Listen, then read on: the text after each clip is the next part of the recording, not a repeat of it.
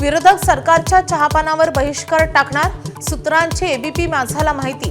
विरोधी पक्षनेत्याची निवड न केल्यानं निमंत्रण स्वीकारणार नाही।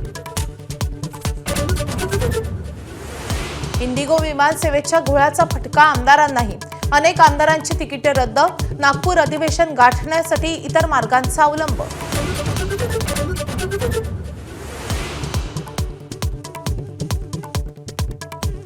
इंडिगोच्या विमान सेवेचा घोळ अजूनही सुरूच।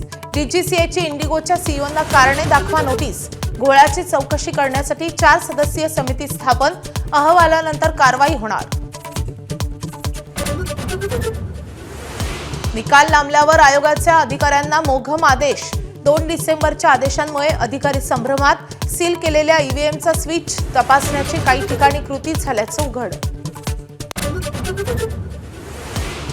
नाशिकमधील तपोवन वृक्षतोडीला सर्व स्तरातून विरोध।